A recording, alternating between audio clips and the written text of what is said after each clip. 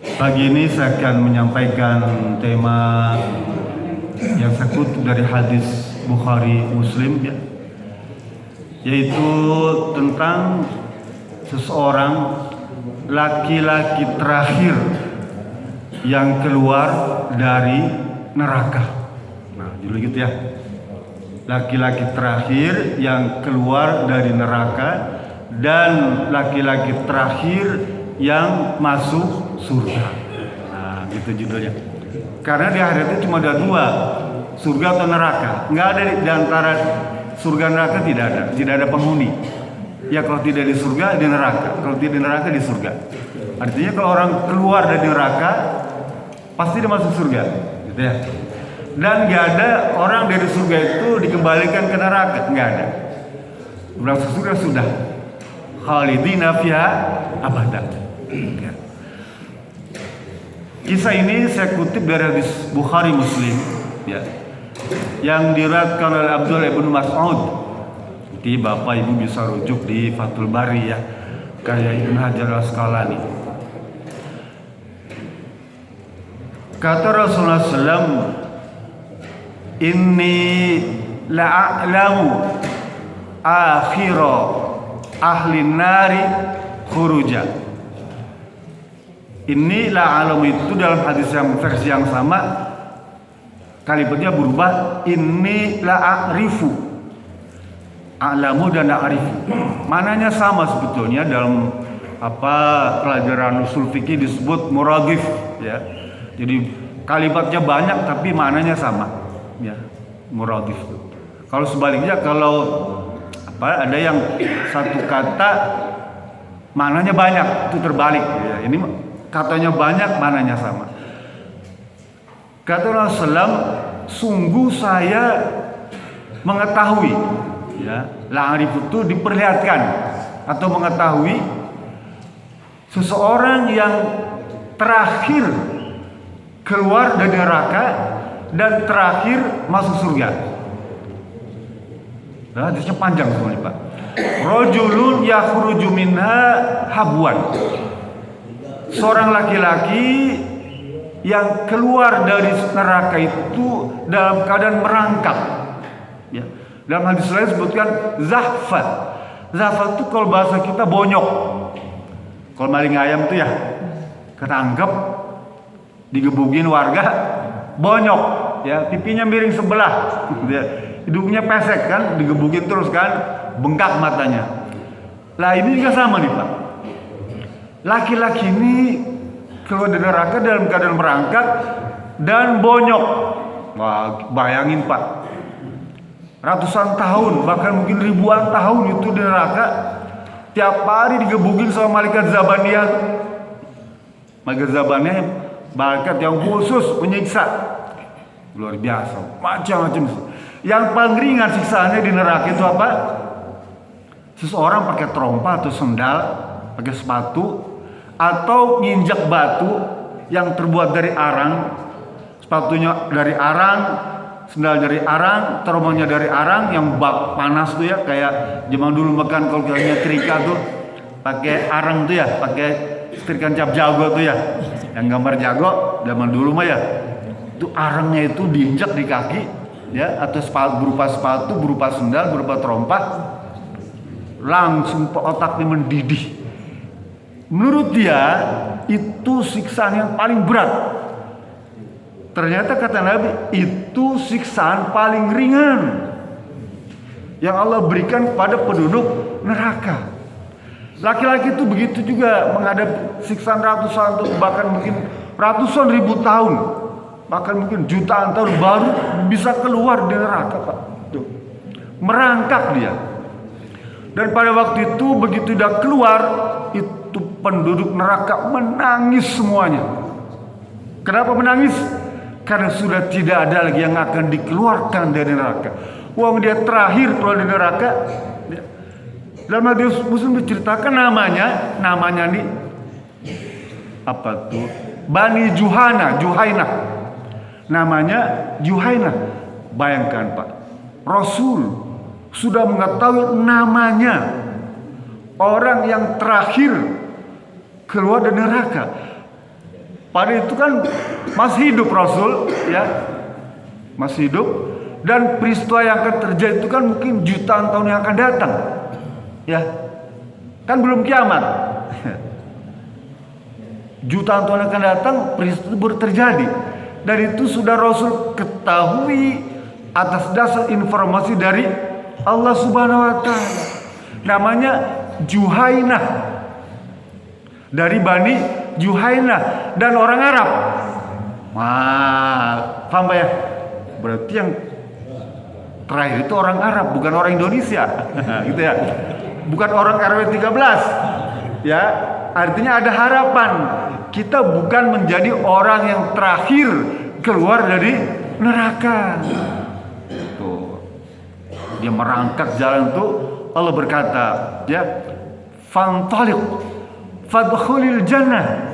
Fulan, tinggalkan tuh neraka, ya. Kamu mas buru-buru masuk surga tuh. Ya. Fa'ataitaha, ya.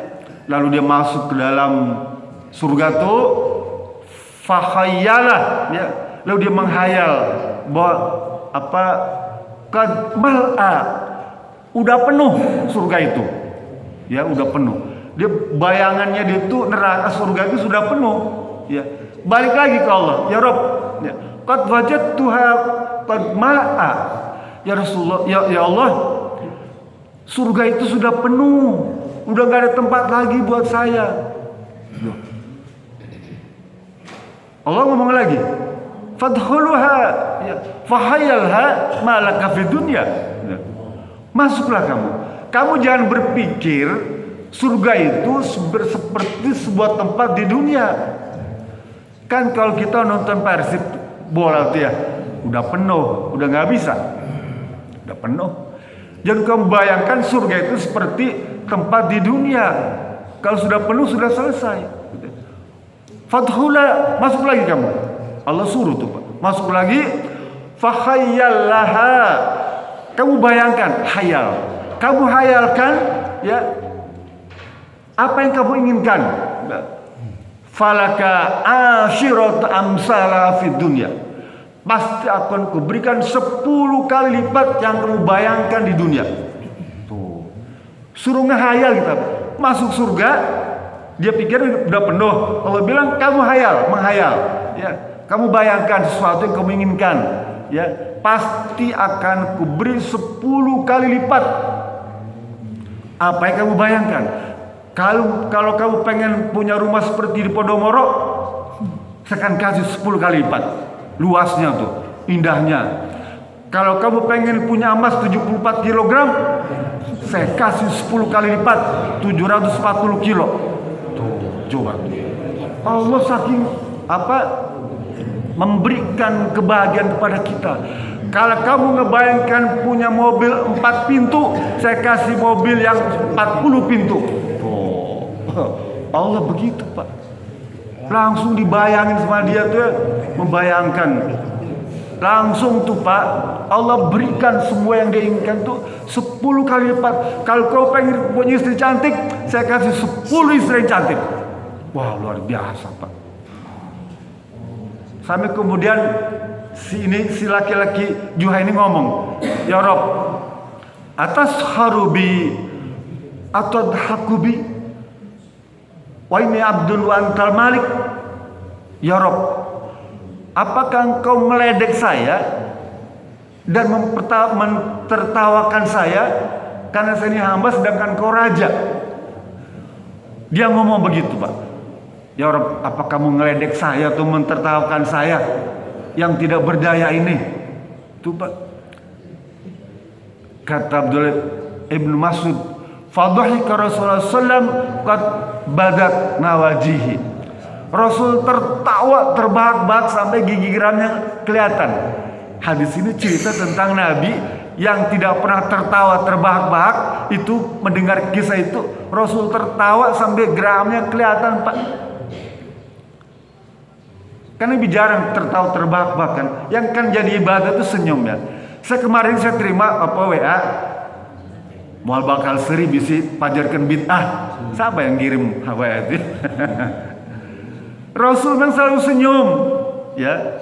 tertawa, terbahak-bahak jarang. Ya. Sekalipun itu boleh, kata para ulama, tertawa terbahak-bahak itu makruh sebagian ulama, tapi tidak sampai pada sebatas diharamkan. Tuh. Para sahabat tanya, ya Rasul, kenapa engkau tertawa terbahak-bahak? Rasul bilang, karena melihat Allah juga tertawa. Paham ya? Allah itu menyaksikan hambanya kayak tadi itu, Allah tertawa. Karena Allah tertawa, Rasul juga ikut tertawa. Tuh, ya. Hadis ini Pak menarik Pak, benar. Ya, maksudnya apa?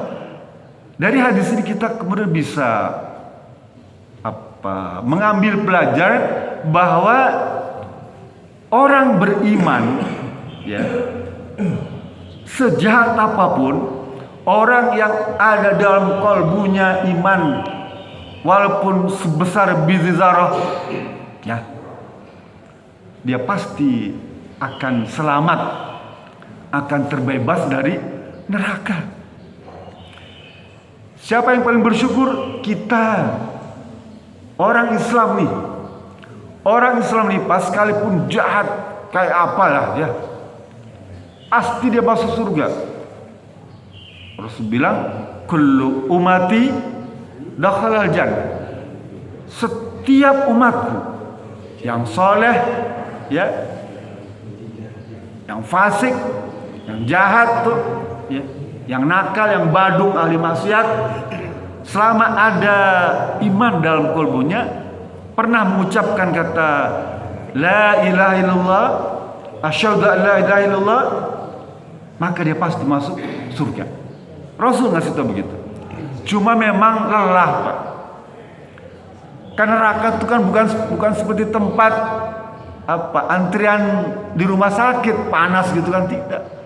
Kan tadi saya bilang yang paling ringan siksanya nginjak bara api sampai otaknya mendidih, saking kejamnya siksa neraka itu.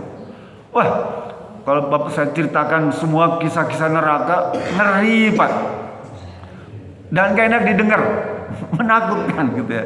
Pasti Bapak nggak semangat, ibu-ibu nggak semangat beribadah. Oleh karena itu saya ceritakan tentang surga aja, yang indah-indah. Surga itu Pak, pohonnya terbalik, buahnya di bawah, akarnya di atas. Coba tuh, ya, terbalik dia. Bapak pengen makan apa aja, di bawah. Bahkan datang sendiri. Bapak pengen naik kuda sembrani, apa kuda sembrani itu? Kuda terbang tuh. Datang Pak. Bapak pengen wanita model apa aja, tinggal pencet knop. Kayak di hotel kan gitu. Mohon maaf. Hotel yang plus kan, mohon maaf Bu ya.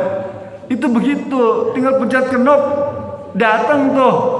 Makan pagi, sarapan pagi, makan malam, ayam bekakak, ayam kampus datang. Tinggal pencet knop aja. Kayak di hotel. Di surga begitu Pak. Ya. Pokoknya serba enak lah. Mala ainun ru'at, mala udhun sami'at, wal khattar qalbi bin basar. Surga tuh indah semuanya, nggak ada yang jelek. Ya. Pokoknya berusaha untuk mendapatkan surga itu harus Pak. Kapan waktunya? Sekarang. Ada 10 cara. Ya, saya tidak akan terangkan semua, tapi clue-nya saya akan sampaikan. Ya. Ada 10 cara untuk menghindar dari siksa neraka. Ya. Ataupun kalaupun kadung di neraka jangan lama-lama gitu. Nauzubillah, tapi ya nggak pengen lah. Ada 10. Yang pertama taubat, yang kedua istighfar, yang ketiga berbuat baik, termasuk ibadah berbuat baik atau berdoa berbuat baik. Yang keempat doa anak soleh, ya, keluarga yang soleh, istri soleh, suami soleh, anak soleh, adik soleh, orang tua soleh, tuh pokoknya doa dari keluarga. Yang keempat apa tuh?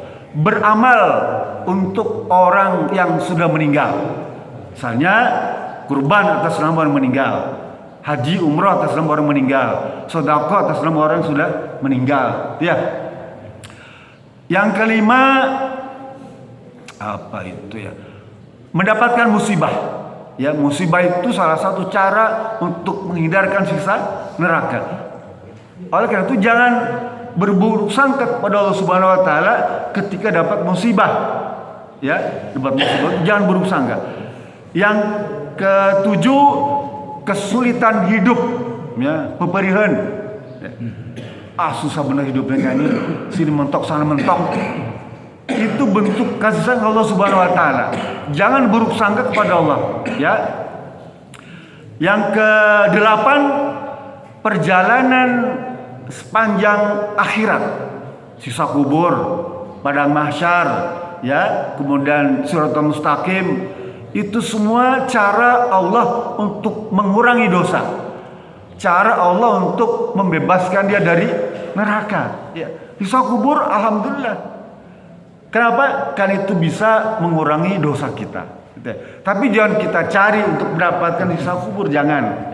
Karena berat juga Pak. Di kubur itu Pak, kita digencet sama kubur, ya. Sampai tulang rusuknya itu bertautan Pak. Kertek bunyi itu. Digencet kita di kubur Pak. Ya, kalau siksa kubur itu ngeri Pak. Ya, tapi kita kapan-kapan sampaikan untuk menjauhkan siksa kubur itu ada caranya. Jangan sampai ada ular yang besar tuh, atin, ular besar, ular naga itu ya, nyemprot kita. Tidak ditelan, tapi disemprot pakai bisanya. Lah kita di rumah tuh ada ular hijau tuh yang kita takut bisanya, ya. Ular berbisa, bisa segala macam, ngeri ya, siksa kubur. Perjalanan akhirat itu sebelum sampai surga atau neraka mengurangi, ya, menjauhkan kita dari siksa neraka. Yang kesembilan, syafaat dari Nabi Muhammad SAW. Banyak-banyak bersolawat. Syafaat dari Nabi itu bisa menjauhkan kita dari neraka. Dan yang terakhir, yang ke-10, rahmat Allah Subhanahu wa taala yang Allah pasti berikan di akhirat itu. Di dunia Allah cuma berikan satu rahmat, ya. Di hari ke-6 sekarang, Pak Rahmat. Di akhirat Allah berikan 99 rahmat. Banyak ya. 10 ya, ingat ya. Saya kembali, saya terangkan cuma beberapa saja, mungkin 1 taubat, 2 istighfar, yang ketiga amal baik. Itu aja. Karena waktunya terbatas. Taubat dan istighfar. Kalau 2 kata ini dipisah, taubat sendiri, istighfar sendiri, mananya sama. Sama, mohon ampunan. Tapi kalau digabung, ya seperti surat An-42 itu Allah berfirman gini.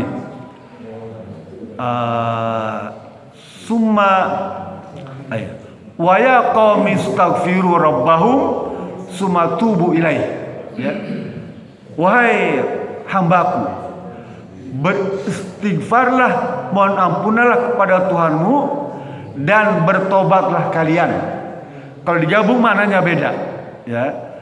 Istighfar dan taubat. Taubat memiliki kedudukan yang lebih tinggi, sehingga saya tempatkan pertama. Taubat itu kedudukannya lebih tinggi. Istighfar dia di bawahnya. Kenapa? Kalau taubat dia kecil kemungkinan untuk kembali berbuat dosa. Tapi kalau coba istighfar, ada potensi dia balik lagi berbuat dosa. Koruptor Pak. Ya. Dia cuma istighfar aja, tidak bertobat, balik lagi.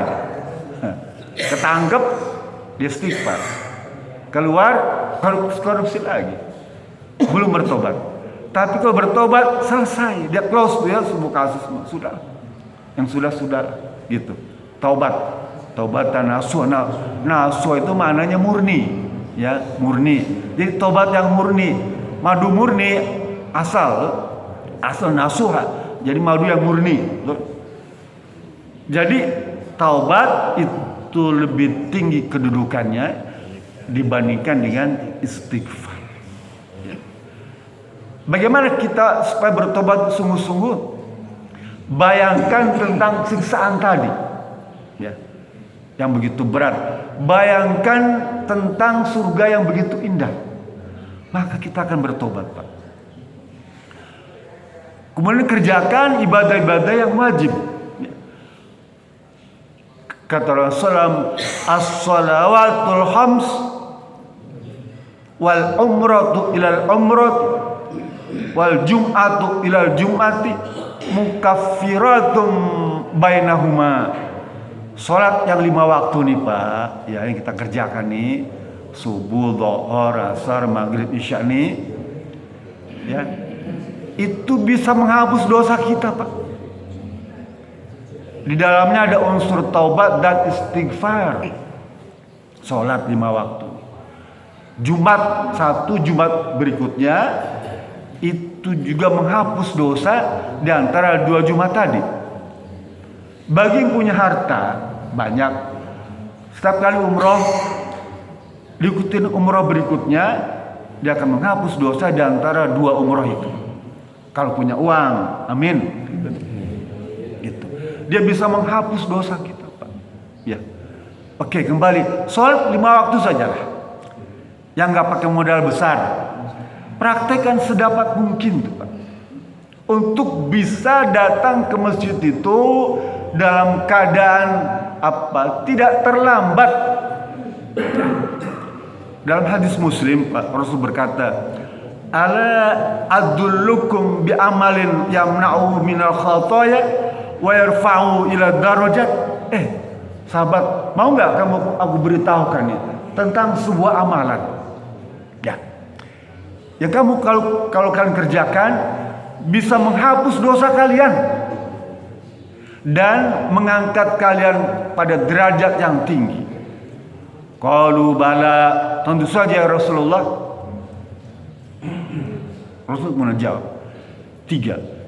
Isbaghul wudu indal makari. Selalu memperbarui wudu tuh. Ya. Nih, kalau kita pengen diampuni dosa kita, dibebaskan dosa kita, dijauhkan neraka, perbarui wudu. Kalau bisa nih, batal wudu lagi. Kalau bisa ya. Kalau ke toilet biasakan wudu. Ke toilet tuh BAB, kencing, macam cuci tangan, berwudu. Melatih ini memang susah, tapi bisa dikerjakan, ya, bisa dikerjakan. Sebelum tidur berwudu, isbaghul wudu indal makari. Memang repot, Pak, dingin suruh berwudu, tapi bagus.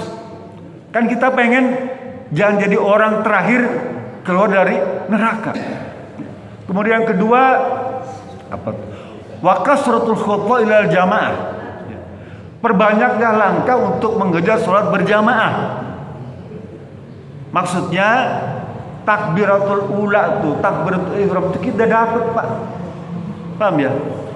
Dulu ada namanya seorang sahabat Nabi namanya Syaban. Dia rumahnya itu kalau berjalan ada menyebutkan 1 jam, ada menyebutkan 2 jam, ada yang 3 jam. Dari rumah dia ke Masjid Nabawi itu, masjid yang di Madinah itu, Masjid Nabawi, dia jalan kaki 3 jam, Pak. Dari rumahnya dia ke masjid. Tapi dia salah satu sahabat yang gak pernah terlambat untuk mendapatkan takbiratul ihram. Dan dia laki-laki yang selalu duduk di pojok kanan, kayak PRW itu, ya, pojok kanan. Ada contohnya ini, ya. Ada pojok kanan, pojok kiri. Ada yang nyender di tiang kayak Pak Iwan, kayak Pandini, ada. Sahabat Nabi, Pak. Cerita. Dia sahabat ini rumahnya jauh, tapi dia sebelum takbir sudah ada di masjid di pojok tuh, ya, pojok dia. Sebelum takbiratul ihram. Ada seorang tabi'in namanya Muhammad bin Samak, Muhammad As-Samak. Selama 40 tahun, ya, dia sholat di masjid berjamaah 5 waktu. Belum pernah tertinggal takbiratul ihram 40 tahun, Pak. Kecuali 1 kali saja sholat zuhur ketika ibunya meninggal dunia. Dia harus memakamkan orang tuanya, ibu kandungnya itu meninggal, dia terpaksa ke makam dan terlambat sholat berjamaah untuk mendapatkan takbiratul ihram. 40 tahun minus 1. Coba tuh, luar biasa tuh. Ya. Umar bin Khattab, ya, gara-gara ngurusin kebun kurma, ya, kebun kurma ini sibuk ngurusin kurma, dia terlambat datang ke Masjid Nabawi untuk sholat berjamaah untuk mendapatkan takbiratul ihram. Dia jual, Pak, apanya tuh? Kebun kurmanya. Ya. Abu Talha sholat di kebun kurma, ada burung nyanyi-nyanyi tuh, lupa rokaat, Pak. Paham nggak? Nih, lupa rokaat. Ada burung nyanyi-nyanyi tuh apa? Berisik gitu, lupa rokaat. Tanya yang pernah jadi imam nih. Kalau ada mamu yang batuk bersin keras-keras tuh, pasti dia lupa bacaan. Tadi baca apa ya? Kaget tuh ada yang bersin. Hasih. Hostes. Begitu. Itu imam kaget, Pak. Meski dia lupa bacaan, tadi baca apa saya? Ini kemudian Rasul melarang makmum itu suaranya keras-keras melebihi suara imam. Tuh. Kalau tadi 40 tahun tidak tertinggal takbiratul ihram, ya. Adi bin Hatim, Pak, tidak ceritakan tahunnya, tapi dia selama hidupnya dia belum pernah tertinggal qomat. Paham, Pak? Artinya sebelum qomat dia sudah ada di masjid. Kalau tadi 40 tahun sebelum takbiratul ihram, Adi bin Hatim sebelum qomat dia udah ada di masjid. Hebat gak? Hebat, Pak. Masih kurang hebat. Ada seorang tabi'in yang bernama Said bin Musayyab, orang terkenal, Pak. Said bin Musayyab 40 tahun ya dia sholat di masjid, sholat wajib, duhur, asar, isya, maghrib, subuh, dan belum pernah tertinggal azan. Paham, Pak? 40 tahun dia sudah ada di masjid dan belum pernah tertinggal azan sekalipun. 40 tahun, Pak. Dia sudah di masjid sebelum azan dikumandangkan. Ya, sebelum masuk waktu dia sudah nongkrong di masjid. Kenapa? Karena dia pengen tuh mendapatkan fadilah orang di masjid sebelum takbir ihram, sebelum qomat, sebelum azan. Kan orang yang nongkrong di masjid, Pak, yang ketiga, intidorus sholat ba'da sholat.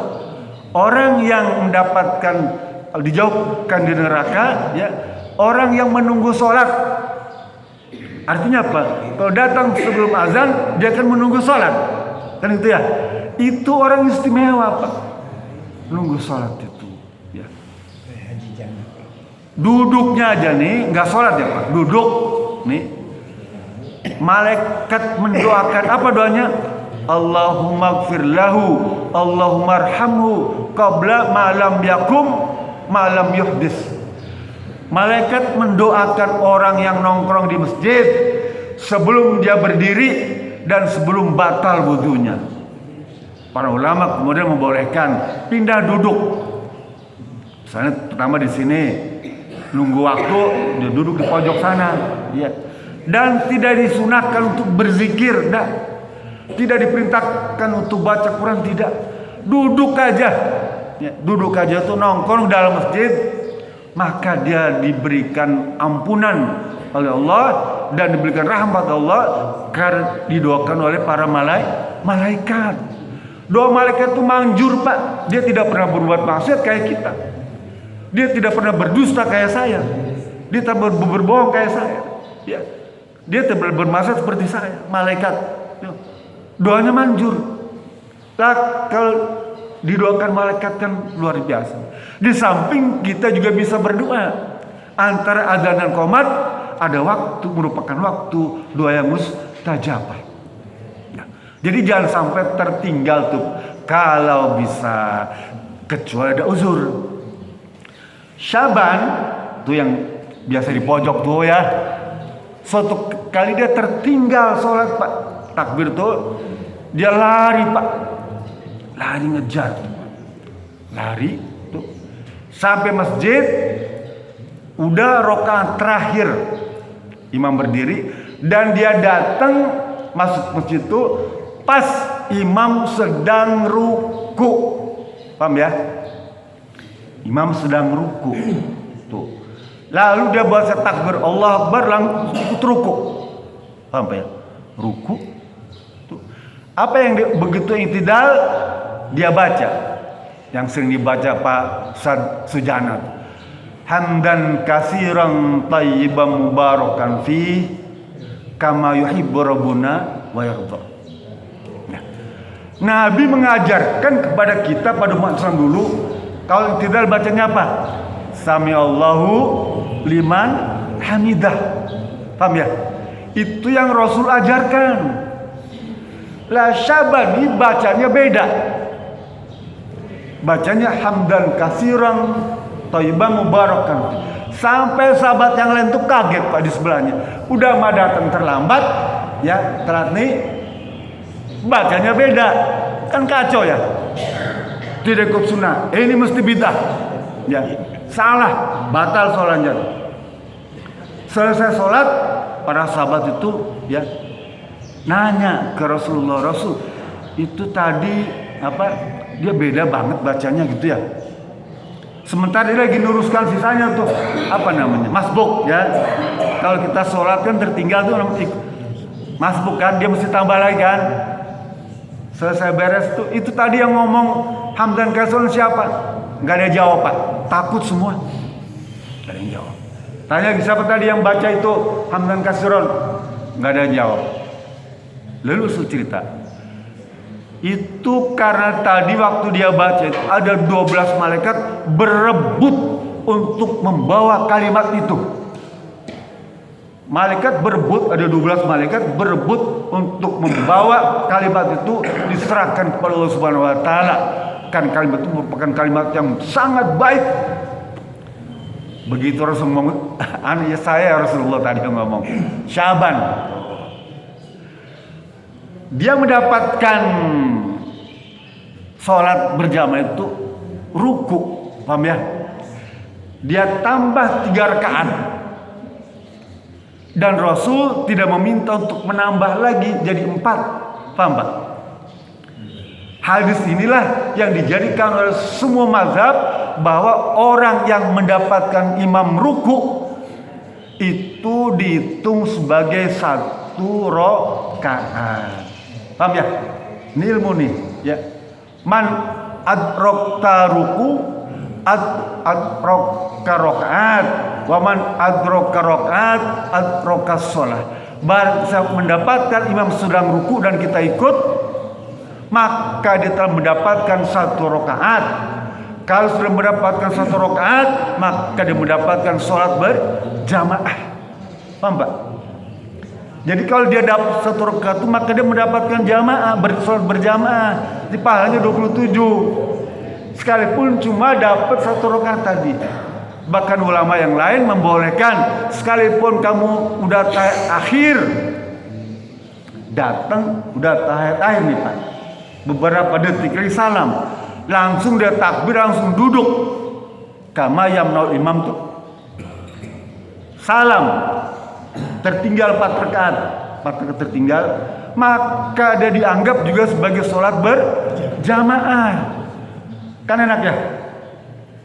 Kita terlambat, tuh sholat berjamaah nih, cuma dapat tahiyat akhir, bagi salam, cuma beberapa detik aja duduk, imam salam, dia dianggap sholat berjamaah, masih kurang istimewa. Bapaknya dari rumah berwudu baik-baik, bagus-bagus tuh, bapak pergi ke masjid, ya, mau sholat berjamaah. Karena speaker nggak kedengeran, mati lampu misalnya, komat yang nggak kedengeran, dia berangkat ke masjid. Ternyata pas berangkat ketemu Pak RW udah pulang, mau pulang. Dari mana Pak RW? Habis sholat. Kamu mau kemana? Mau sholat. Udah selesai. Itu kata Rasul bilang dia tetap dianggap sebagai sholat berjamaah. Coba tuh, enak nggak? Datang ke masjid, Pak RW udah pulang, udah sholat selesai. Tapi karena niatnya mau sholat berjamaah, dia tetap dibayar, diganjar seperti orang sholat berjamaah. Tetapi jangan sering-sering begitu ya. Gitu, enak aja. Datang ke masjid ya, masbuk boleh lah. Masbuk. Dan kalau banyak masbuk nih Pak ya. Masbuk nih banyak nih yang diajarkan oleh Rasulullah dan dicontohkan oleh para sahabat. Kan masbuk makmum ini ada yang ketinggalan 1 rakaat, ada yang ketinggalan 2 rakaat, ada yang 3 rakaat, ada yang 4 rakaat. Di kita kadang-kadang, mohon maaf nih ya, begitu imam salam kita berdiri semua tuh yang masbuknya. Ada salah seorang yang merasa mungkin hafalannya bagus, dia jalan melangkah ke depan satu ya. Yang merasa kurang bacanya, kurang baik tuh dia mundur. Ini nggak dicontohkan sebetulnya, paham ya? Yang paling bagus itu, ya, begitu masbuk tertinggal 1 rakaat, teruskan sendiri. Kan dia memang niatnya tidak jadi imam, paham ya? Niat dia itu waktu sholat ingin jadi makmum, bukan berniat jadi imam. Oh datangnya terlambat, nggak mungkin dia berniat jadi imam kan? Niat jadi makmum. Kita tidak boleh menjadikan makmum itu sebagai imam. Ya. Nanti saya terangkan dari kekecualian. Ya. Tidak boleh menjadikan makmum itu sebagai imam. Ya. Kadang-kadang kita suka geser-geser. Bagaimana kalau jaraknya jauh-jauhan? Apa dia mesti lari-larian? Kan gitu ya. Gak begitu. Jadi sekalipun dia itu sendiri, ya 4 rakaat tetap dia dianggap sebagai sholat berjamaah. Yang tertinggal 1 dianggap berjamaah, yang 2 tertinggal berjamaah, semua dianggap sholat berjamaah sekalipun sendirian. Jadi saran saya, nasihat, teruskan saja sendiri tuh sampai salam. Ya. Lalu bagaimana dengan sekarang yang sering kita saksikan, kalangan tertentu, mohon maaf ya, dia begitu, ya, geser lari sana. Memang ada peristiwa itu, tapi tidak berkaitan dengan sholat seperti itu. Apa hadisnya?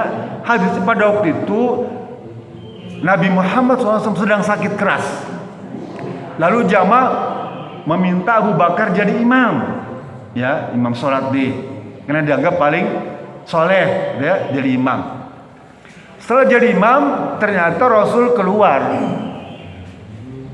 Kan sahabat itu udah kenal cara jalannya Rasul, dehemnya Rasul tuh, kresek-kresek kakinya kedengeran tuh, Rasul datang. Abu Bakar merasa ada Rasulullah nih, ya, di belakang jadi makmum tuh ya. Karena merasa nggak enak dengan Rasulullah SAW, Abu Bakar mundur. Paham? Tadinya jadi imam jadi makmum. Dan Nabi Muhammad yang tadinya makmum jadi imam. Paham ya? Ini hadis, artinya saja karena ceritanya panjang. Hadis yang membolehkan makmum jadi imam atau imam jadi makmum. Paham ya? Itu kemudian dijadikan dasar hukum oleh Imam Ahmad.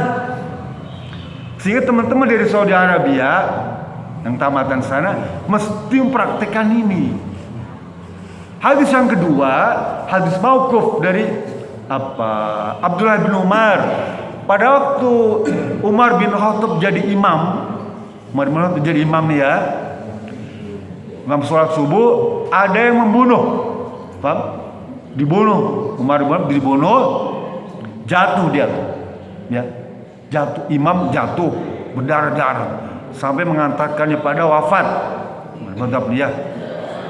Kemudian makmum itu jalan ke depan jadi imam. Paham ya? Ini makmum jadi imam. Dan ini salah satu rujukan ulama yang membolehkan makmum jadi imam. Tapi bukan pada praktek sholat yang reguler. Paham ya? Atau misalnya bapak datang terlambat, ada yang masbuk, tertinggal sendiri tuh. Kita nggak tahu apakah jamaah sholat ini masbuk atau tidak. Kita tidak tahu. Orang udah pada nggak ada, udah selesai, mungkin dia sholat sendirian tuh ya. mungkin masbuk atau bahkan mungkin sholat sunnah. Sholat sunnah kan ya. Kita nggak boleh bermakmum kepada orang gitu, boleh. Kan kadang-kadang sudah ditepak punggungnya tuh ya, kasih syarat nggak apa-apa ya, tepak punggungnya, lalu dia bermakmum pada orang yang tadi masbuk karena kita tidak tahu, atau orang sholat sunnah karena kita tidak tahu. Di masjid yang kita asing datang ke sana, tepak punggungnya, kita ikut sholat. Lah kita sholat wajib, dia sholat sunnah, boleh nggak? Boleh. Karena kita tidak tahu. Paham ya? Ini hukum masbuk, Pak. Memang tidak lengkap saya menjelaskannya karena waktunya terbatas juga. Tapi setidaknya ini bisa jadikan pegangan agar ibadah kita ibadah yang bermanfaat dan sesuai dengan apa yang Rasul ajarkan, tuntunan sallu kama ra'aitumuni usolli. Ya, jadi itu mengenai masbuk. Mudah-mudahan menjadi tambahan bagi kita semua dan kita mudah untuk memahaminya dan mempraktekannya. Itu saja sekira yang bisa saya sampaikan. Lebih kurang mohon maaf. Fattaqullaha mastata'tum wa'fu minkum billahi sabillillah. Assalamualaikum warahmatullahi wabarakatuh.